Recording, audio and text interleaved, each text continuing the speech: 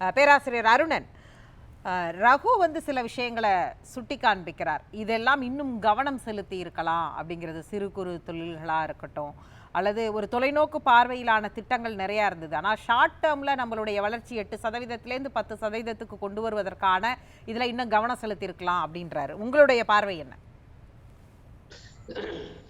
என்னுடைய அடிப்படையான பார்வை, இது ஒரு வரவேற்கத்தக்க வரவு செலவு அறிக்கை. மாநில அரசுக்கு இருக்கக்கூடிய நிதி சிரமங்களை நாம் புரிந்து கொள்கிறோம். அதிலும் ஒன்றிய அரசு எத்தகைய இடையூறுகளை தருகிறது என்பதையும் பார்த்து கொண்டிருக்கிறோம். எனக்கு முன்பு பேசிய நண்பர்கள் ஒருவர் ரொம்ப சரியா குறிப்பிட்டாரு. இது மொழி கொள்கைக்கும் பள்ளி கல்வியை அதற்கான உள்கட்டமைப்புகளுக்கான நிதியை நிறுத்துவதற்கும் எதிரே சம்பந்தம் இருக்கா? ஆனால் அந்த சமிக்ரா சிக்ஷா திட்டத்துல தர வேண்டியதை, அந்த 2152 கோடியை தரமாட்டேங்கிறாங்க. அதை கொண்டு போய் மொழி கொள்கையோடு முடிச்சு போறாங்க. இந்த பட்ஜெட்ல நீங்க தராட்டியும் பரவாயில்லையா, அந்த தொகையை நாங்க எங்களுடைய பட்ஜெட்ல இருந்து தர்றோம், ஆனால் இருமொழி கொள்கையை நாங்கள் கைவிட மாட்டோம் என்று அந்த கொள்கை உறுதியை மாண்புமிகு நிதியமைச்சர் இங்கே வெளிப்படுத்தி இருக்கிறார். உதாரணத்துக்கு சொல்லுகிறேன், இன்னொன்று கூட சொல்லுவேன். அவர் ஒரு விஷயத்தை சொல்லுகிறார். சிபிஐ கட்சியுடைய மாநில செயலாளர் கூட அதை இன்னும் அழுத்தமாக சொல்லி இருக்க வேண்டும் என்கிறார். என்னன்னா, இந்த 100 நாள் வேலை திட்டத்துல மோடி அரசு, ஒன்றிய அரசு தர வேண்டிய சுமார் 4000 கோடி ரூபாயை சகோதரி தரலையா? அது மாநில நிதி அமைச்சர் சுட்டி காண்பிக்கிறார். இது என்னங்க, இது அகில இந்திய திட்டம் தானே, நீங்க தர வேண்டியது தானே, ஏன் இன்னும் தரல? ஆக இப்படி எந்த அளவுக்கு இடையூறுகளை தர முடியுமோ, தடைகளை போட முடியுமோ அவங்க போட்டுட்டு இருக்காங்க. இவ்வளவுக்கு மத்தியிலும் ஒரு பட்ஜெட். இதுல எனக்கு பொதுவா ரொம்ப பிடிச்சது, ஏற்கனவே ஸ்டாலின் ஐயா அரசு செஞ்சதுல அந்த காலை உணவு திட்டம் என்பது எனக்கு ரொம்ப பிடித்த ஒரு திட்டம். நான் அறிவேன் எப்படி வந்து தாய்மார்கள்லாம் சிரமப்படுவாங்க பிள்ளைகளை காலையில பள்ளிக்கு அனுப்புவதில்லை. நான் நேரம் கருதி அந்த விவரத்துக்குள்ள போகல. அந்த திட்டம் இன்றைய தினம் அரசு உதவி பெறுகிற பள்ளிகளுக்கும் விரிவாக்கப்பட்டிருக்கு என்கிற அந்த அறிவிப்பை நான் பார்த்தேன். அதற்கான நிதி ஒதுக்கீடு பற்றி எல்லாம் அவர் சொன்னார். இதெல்லாம் ரொம்ப மிக முக்கியமான ஒரு நம்முடைய மனித வள மேம்பாட்டுக்கான முதலீடு என்று நாம் எல்லாரும் பார்க்கணும். அதே போலத்தான் 20 லட்சம் கல்லூரி மாணவர்களுக்கு மடிக்கணினி தருவது இன்னும் 2 ஆண்டுகளுக்குள் தருவோம் என்று சொல்லியிருக்காங்க. அது நிறுத்தப்பட்டுச்சு என்று சொல்லி அண்ணா திராவிட முன்னேற்ற கழகம் போன்றவை எல்லாம் விமர்சனம் பண்ணுது. நாங்களும் கூட எடுத்து சொன்னா அதையும் கூட தரலாம். ஆனால் அரசு என்ன சொல்லுச்சுன்னா, ஐயா கல்லூரிக்கு போறவங்களுக்கு முதல்ல மாணவிகளுக்கு மாதம் 1000 ரூபாய் கொடுத்தோம், இப்ப மாணவர்களுக்கு தர்றோம்னு. இப்ப பாருங்க, அத்தோட அந்த பழைய மடிக்கணினி தருகிற திட்டத்தையும் அறிவிச்சிருக்காங்க. ஆக இதெல்லாம் வந்து நம்முடைய மாணவ செல்வங்களுக்கு எவ்வளவு பெரிய ஒரு ஊக்குவிப்பு என்று நான் வந்து பார்க்கிறேன். இதுல இன்னொன்னு எனக்கு ரொம்ப பிடிச்ச கல்வி அளவுல பல அறிவிப்புகள் வந்திருக்குது. அது அண்ணா பல்கலைக்கழகத்தை உலகத்தரத்திற்கு உயர்த்தக்கூடிய இடங்களுக்கு நகர்த்துறது, அல்லது மேக்ஸ் சென்டர், சயின்ஸ் சென்டர்ஸ் மாதிரியான இடத்தை சென்னை மட்டும் இல்லாம கோவை மாதிரியான இடங்களுக்கும் பரவலாக்குறது அப்படிங்கிற மாதிரியான அறிவிப்புகள் மிக முக்கியமானதா இருக்கு. ஆனால் அதை தாண்டி இங்கே வந்து பழைய அறிவிப்புகளையும் தொடரணும், புதிய அறிவிப்புகள் இன்னும். ஏன்னா இதுதான் முழுமையான பட்ஜெட். அடுத்து வந்த பட்ஜெட்டில் வந்து முழுமையான எதுவும் பெரிய அறிவிப்புகளை எதிர்பார்க்க முடியாது அப்படின்னு காத்திருந்த அறிவிப்புகள் எதுவுமே இதில் இல்லை அப்படின்னு ஒரு விமர்சனம் வைக்கப்படுதுல்ல?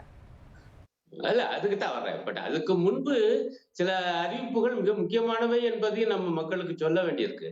இப்ப இதுவரைக்கும் உள்ளத வந்து கொண்டு வர்றது அல்லது நீட்டிப்பது, விரிவாக்குவது.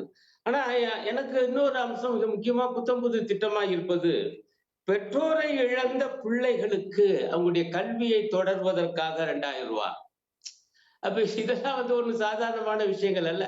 ஆகவே இவையெல்லாம் இருக்கு. அதே நேரத்துல எங்களுடைய கட்சியுடைய மாநில செயலாளர் ஒரு விஷயத்தை சுட்டி காண்பிச்சிருக்காரு. போக்குவரத்து தொழிலாளர்களுடைய எதிர்பார்ப்பு அது வந்து இங்கே நிறைவேற்றப்படல என்கிற ஒரு முக்கியமான அம்சம். நான் ஒரு செய்தியை பார்த்தேன், அதுல இருக்குன்னு நினைக்கிறேன் நான், அந்த அறிவிப்பிலையும்.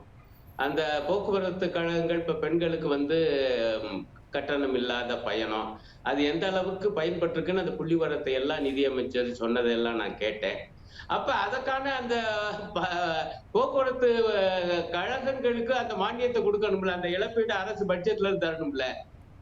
அது முதல்ல கம்மியா இருந்துச்சு. இப்ப கொஞ்சம் கூடுதலா குடுத்திருக்காங்க. முழுமையாக ஈடுகட்டாட்டியும் பெருமளவு கணிசமாக உயர்ந்திருக்கு என்று அறிவிப்புல நான் பார்த்தேன். ஆக அதெல்லாம் இருக்கு. ஆனாலும் போக்குவரத்து தொழிலாளர்களுடைய வேறு சில முக்கியமான கோரிக்கைகள் இன்னும் நிறைவேற்றப்படவில்லை. அதே போல அரசு ஊழியர்கள் ஆசிரியர்களுடைய கோரிக்கைகள், அந்த பழைய பென்ஷன் திட்டம் உட்பட இதுல வரல. அதனாலதான் எங்க செயலாளர் என்ன சொல்லியிருக்காருன்னா, இந்த விவாதத்திலாவது இதெல்லாம் நிச்சயமாக எழுப்பப்படும். அதற்கு தொகுப்புரை வழங்கும் பொழுது நிதியமைச்சரோ அல்லது முதலமைச்சர் அவர்களோ, ஏன்னா நீங்க சொன்னதுக்குள்ள இதுதானே கடைசி பட்ஜெட் இந்த 5 ஆண்டுகளை பொறுத்த வரையில, ஆக அவற்றையெல்லாம் அறிவிக்கணும்னு சொல்லியிருக்காரு. அதை விட எனக்கு மிக முக்கியமான ஒரு அம்சமா படுறது, இங்க எனக்கு முன்பு பேசிய அந்த தொழில் முனைவோர் உடைய அமைப்பு சார்பாக சில முக்கியமான விஷயங்களை சுட்டி காண்பிச்சார். அவர் சொன்ன ஒரு வாக்கியம் என் மனசுல ரொம்ப படிஞ்சிருக்கு. அது என்னன்னா, இந்த இன்ஃப்ராஸ்ட்ரக்சர் சொல்லக்கூடிய உள்கட்டமைப்பு வசதிகள், அது ரோடு போடுறதோ அல்லது புறநகர் அமைப்புகளை உருவாக்க, இப்ப சென்னைக்கு பக்கத்துல ஒரு பெரிய புதிய நகர் வரப்போதெல்லாம் உதாரணத்துக்கு சொல்ல வரேன். அவங்க பல ஊர்கள்ல பல திட்டங்கள், இது அந்த மாதிரியான உள்கட்டமைப்பு வசதி மிக முக்கியமாக மின்சாரம் தடை இல்லாம கிடைக்கணும். இது இத்தகைய உள்கட்டமைப்பு வசதி தேவை. ஆனா அது வந்த உடனே வேலை வாய்ப்பு பெருகிடாது. அந்த பாயிண்ட் அவர் சொன்னார், கவனிச்சீங்களா? இப்ப பாருங்க, நான் சொன்னேன் பள்ளி கல்விக்கு இருக்கிறது மிக அதிகமான தொகை நினைக்கிறேன், 46,000 கோடி ரூபாய் என்னமோ. அதே போல கல்லூரி மாணவர்களுக்கு என்னன்னு சொன்னேன். இப்ப இவங்க எல்லாம் படிச்சுட்டு வெளியே வரும் பொழுது அவங்களுடைய படிப்புக்கு ஏற்ற வேலை கிடைக்கணும்ல. அப்ப இந்த வேலைக்கு வெறும் உள்கட்டமைப்பு வசதி மட்டும் போதாது, அதை பயன்படுத்துகிற தொழில் நிறுவனங்கள் வரணும். தொழில் நிறுவனங்கள் என்றால் என்ன பொறுத்தவரை பன்னாட்டு நிறுவனங்களும் வரணும். ஆனால் பன்னாட்டு நிறுவனங்கள் பெரிய அளவுக்கு வேலை வாய்ப்பை தருவதில்லை. காரணம், அவை பெரும்பாலும் இயந்திரமயமானவை. வேலை வாய்ப்பை அதிகமாக தரக்கூடியவை உள்நாட்டு குறு சிறு நடுத்தர தொழில்கள். அவற்றுக்கு அவங்க தங்கள் சார்பாக எவ்வளவு கடிதங்கள் கொடுத்தோம்ல அந்த நண்பர் சொன்னார்ல, அதுல எந்த அளவுக்கு நிறைவேற்றப்பட்டிருக்கு.